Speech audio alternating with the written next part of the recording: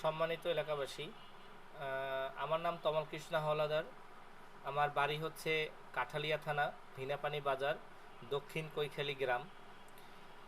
সাম্প্রতিক একটি পারিবারিক কোলাহলের কারণে ভাই ভাইয়ের মধ্যে একটা বিরোধ সৃষ্টি হয়েছে। এটা বলতে গেলে দু এক দিনের নয়, বছর পারাবে অনেকটাই। প্রায় আমাদের ৬-৭ বছর হয়ে যাবে এই ঝামেলাটির একটা সংক্রান্ত বিষয়। যেহেতু যেভাবেই হোক, আমরা পারিবারিকভাবে এই বিষয়টি নিয়ে অনেকবার বসেছি, অনেকবার সমাধানের চেষ্টা করেছি। লাস্ট আমাদের একটি সমাধান হয়েছে, যেটা আমরা সবাই মেনে নিয়েছি।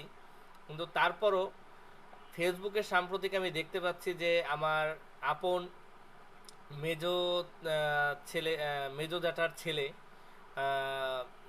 দীপেন হাওলাদার, তার বড় ছেলে দীপঙ্কর হাওলাদার, সে এটি ফেসবুকে একটা পোস্ট করে এবং তার সাথে আমার আপন পিসাতো ভাই, মানে আমার পিসির ছোট ছেলে শিশির হাওলাদার, সে বর্তমানে আমাদের কাঠালিয়া থানার রাজনীতির সাথে একটু জড়িত আছে এখন, যেটা শুনতে পাচ্ছি। আমি সঠিকটা বলতে পারবো না সে কোন পজিশনে আছে আর কি।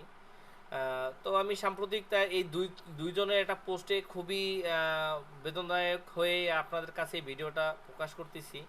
তো আমি এখন ভিডিওর মাধ্যমেই আপনাদের ফেসবুক পোস্টগুলো একটু দেখাবো। ইনি হচ্ছে আমার আপন জ্যাঠাতো ভাই দীপঙ্কর হাওলাদার। সে বর্তমানে আরএফএল কোম্পানির একটি ভালো একটা পজিশনে আছে। আর তার ফেসবুকে যখন আমি আসি, তো এখন যদি আমরা তারিখ দেখি, আজকে তারিখ হচ্ছে 6 তারিখ 3 মাস 2026, 8টা 38-এর সময় আমি ভিডিওটি রেকর্ড করতেছি, যেটা আমার স্ক্রিনের মনিটরে আপনারা কর্নারে যদি এখানে আসেন আপনারা দেখতে পারবেন। আর ভিডিওটা পোস্ট করা হয়েছে মাত্র 4 ঘন্টা আগে। এখানে যদি আমরা টাইমের উপরে সিলেক্ট করি তখন আমরা এটা দেখতে পারবো সরাসরি। এখানে ফ্রাইডে, মার্চ মাস, সব কিছু এখানে স্পষ্টভাবে দেখাচ্ছে যে কখন এটি পোস্ট করা হয়েছে। তো এখানে দেখেন আপনারা, সে যে পোস্টটা করেছে সম্পূর্ণ আমি বলবো বানোয়াট, ভিত্তিহীন এবং মন গড়া। এ ব্যাপারে যে এখানে লিখেছে, প্রিয় এলাকাবাসী, আমি শুনেছি আমার ছোট চাচা নাকি আমার দাদুর মৃত্যুর আগে গোপনে জমি লিখে নিয়েছে। যদি তাই হয় তবে তার কি সঠিক বিচার হওয়া উচিত? আচ্ছা, সে বলেছে শুনেছি, কারণ সে তো সম্পূর্ণটাই জানে এবং এ নিয়ে আমাদের সালিশি পারিবারিকভাবে হয়েছে এবং তার সুষ্ঠু সমাধানও হয়েছে। তারপরও কেন সে এই বাজে মন্তব্য ফেসবুক প্ল্যাটফর্মে দিবে? এখানে বলতে গেলে যে এখানে চাচা বলতে যাকে বোঝানো হয়েছে সে আমার বাবা, ঠিক আছে? আমি তার বড় ছেলে, মানে একমাত্রই তার আমি ছেলে। তো এখানে দেখেন অনেকে অনেক কমেন্ট করেছে, অনেক কিছু লিখেছে, যেগুলো খুবই বাজে এবং বেদনাদায়ক। কারণ আমার বাবাকে যদি কেউ কিছু বলে বা আপনার বাবাকে কেউ কিছু বলে, তখন অবশ্যই আপনার একটু হলেও খারাপ লাগবে। তো বিষয়গুলো হচ্ছে ফেসবুকে কেন পারিবারিক দ্বন্দ্ব, পারিবারিক কথা, সেটা পারিবারিকভাবে হবে। ফেসবুক প্ল্যাটফর্ম তো এমন একটা কোনো সমাধান প্ল্যাটফর্ম না যে যার মাধ্যমে আপনি সমাধান নিতে পারবেন। এখন হ্যাঁ, ফেসবুক একটা জনপ্রিয় একটা প্ল্যাটফর্ম যেখানে সবাইকে জানানো যায়। আচ্ছা, এখানে আমরা যদি এই বিষয়টা যদি আমরা না জানতাম, না শুনতাম, বা এটা যদি আমরা কোনো সমাধান না হতো, তাহলে সেটা আইনের আশ্রয় হতো বা সেটা আইনের দ্বারস্থ হতো। এখানে যদি আমি এখন বলি, দীপঙ্কর হাওলাদার সে নিজে থানায় এবং হচ্ছে আমার আরেকজন জেঠু উপেন হাওলাদার, তারা থানায় দুইজনের নামে মামলা করার অবস্থায় একটা আমাদের এই সালিশি বসানো হয়। তারা দুজনকে বাজ আর কি সাপা নেউলের মতন তর্ক বিতর্ক করে, সেখানে বলির পাঠা কেন আমরা হব? এখানে জমি যদি প্রথম যদি যে কথাটা লিখেছে যে জমি সে গোপনে লিখে নিয়েছে, তাহলে প্রথম বলবো এখানে উপেন হাওলাদার সে প্রথমে জমি নিয়েছে। আপনারা আইন আছে, কাগজ আছে, প্রমাণ আছে, কারণ মুখের কথায় তো কোনো কিছু প্রমাণ হয় না। অবশ্যই তার জন্য একটি প্রমাণ দরকার, উপযুক্ত একটি ডকুমেন্টস দরকার।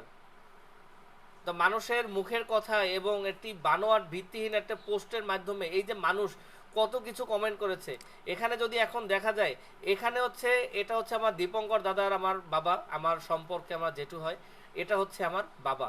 এখন আমার বাবা এবং আমার জেঠু দুইজনই তো আমার সম্পর্কে বাবা হয়। এখন আমার বাবার উপরে সে ছবিটার উপরে সে লিখেছে মির্জাফর, তার বাবার ছবিটার পাশে, এখানে আমার বাবাকে সম্মানহানি করলে তো তার বাবাকেও সম্মানহানি করা হয়। এটা কোন ধরনের জিনিস বলেন আপনারা? ফেসবুকে এমন কোনো কিছু এই রকমের মানে দেওয়াটা যে আইনগত লঙ্ঘনীয়, সেটা কি সে জানে? এখন এই যে সে যে আমার বাবার যে মানহানিটা করলো মানুষের গ্রামের যে সবার সামনে, এখানে তো একটা গ্রামের মাঝখানে একটা কথা বললে সেটা গ্রামের মাঝখানেই থাকতো। ফেসবুক ওটা একটা ইন্টারন্যাশনাল প্ল্যাটফর্ম, এটাতে হাজার মানুষ দেখলো যে হাসাহাসি করলো, এই যে ছবিটা ভাইরাল হলো, এই ছবিটা মানুষের ফোনে ফোনে থাকবে। এখন আমার বাবা যদি কোনো একটি অ্যাকশন করে বা যদি তার যদি কোনো একটা খারাপ কিছু সে মাইন্ডসেট আপে করে ফেলে, তাহলে আমার বাবা সেই যে এই যে জিনিসটা করলো যে আমি বাবা হারাবো, তার কৈফত কে দিবে? সেই জিনিসটা যদি আজকে যদি আপনাদের মাঝখানে আমি বলি যে আমার বাবা মনের দুঃখে একটা কোনো কাজ করে ফেললো বা এটা সে নাই করলো, হয়তোবা তার উপরে কেউ একটা আঘাত করলো বা তাকে কোনো মানে তাকে গুম করা হলো, মানুষ বলবে যে সে হয়তোবা এই জিনিসটা সহ্য করতে না পারে, সে কোথায় চলে গেছে তালবিদ ঠিক নেই। কিন্তু গোপনে দেখা গেল তাকে হামলা মামলা করা হলো, তাকে গোপনে গ্রুম করা হলো। এখন যদি এরকমের কোনো কিছু একটা আমার বাবার উপরে হয়, তার বিচার বা তার খেসারত কে দিবে? একজন রাজনীতিবিদ, আমি বলবো একজন রাজনীতিবিদ তার বুদ্ধিমত্তা থাকবে সবার শীর্ষে, তার বুদ্ধিমত্তা থাকবে সবার শীর্ষে এবং সে সবসময় বিচক্ষণ হবে।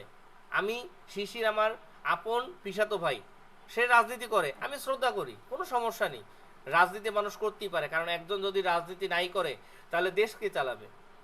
কারণ সবাইকে সমাধানভাবে সুষ্ঠুভাবে সুন্দরভাবে নিরপেক্ষভাবে যদি কেউ চালায়, একজন রাজনীতিবিদ এবং হচ্ছে আইনের লোক, এই দুইটা ব্যক্তিই আছে দেশকে সুশৃঙ্খলভাবে সামনের দিকে এগিয়ে নেবে।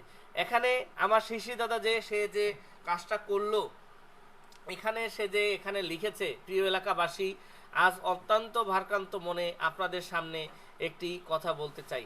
সে যে এখানে সুন্দরভাবে তার দাদার মৃত্যুর ব্যাপারে আমার বাবাকে যে সে দোষারোপ করলো, এই জিনিসটা, সে তো আমার বাবার ভাগ্না হয়, আপন ভাগ্না হয়। দিনের পর দিন, মাসের পর মাস, বছরের পর বছর আমার ঘরে থেকে, আমার বাসায় থেকে, ঢাকার কোনো জায়গা নেই, কোনো আশ্রয় নেই, আমার বাবার বাসায় থেকে সে পড়াশোনা করে বের হয়েছে। তার প্রতিদান কি আজকে এই? তার পকেটে চুল কাটার কোনো টাকা ছিল না, চুল কাটানোর টাকাটাও আমার বাবার পকেট থেকে সে চেয়ে নিত। কারণ ভাগ্না মানে ছেলের মতো। তাহলে এই ছেলে তার প্রতিদান। তার মামার সাথে সে কোনো কথা নেই, কোনো জিনিস সিদ্ধান্তর ব্যাপারে কোনো আগে পিছে নেই, সে হট করে সে আজকে ফেসবুকে এই জিনিসটা পোস্ট করলো। তার পোস্টে মানুষ অনেক ধরনের কমেন্ট করতেছে, এই কমেন্টের বিচার কে করবে? এই কমেন্টের বিচার কে করবে? সেইটা যদি আজকে আমি আপনাদের উপরে বলি, সেইটার বিচার কে করবে বলেন?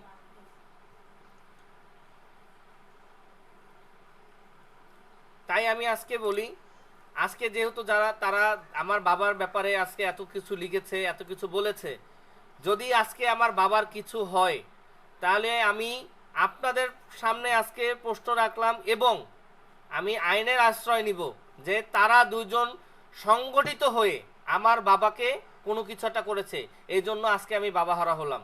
যদি আমার বাবার কিছু হয় তাহলে সেই বিচার আপনারা করবেন। তারা তো আমার বাবার ব্যাপারে মিথ্যা একটা বানোয়াট একটা কথা ছড়িয়েছে, হ্যাঁ আপনাদের প্রতি বিচার আপনারা করবেন, কোনো সমস্যা নেই, আপনারা বসেন, আপনারা আইনের কাগজপত্র দেখেন।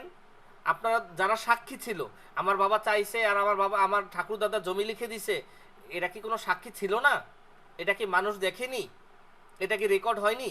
এখন তার এমন না যে বাবা মৃত, টিপসই দিল, জমি তার নামে হয়ে গেল, এটা রেজিস্ট্রি করতে হয়, এটা আইনের কাছে যেতে হয়, 10 জন সাক্ষী লাগে, মুখের কথায় জমি লিখে দেওয়া যায় না। সেই দিন চলে গেছে। এটা যদি 90 দশক হতো তাহলে সেটা মানা যেত।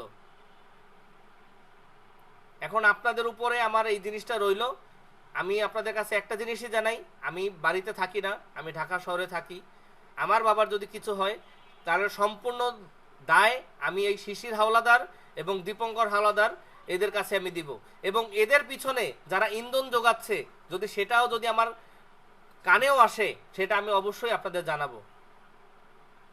তো এই বলেই আমি আজকে আমার ভিডিওটি আমি এখানে সমাপ্ত করলাম।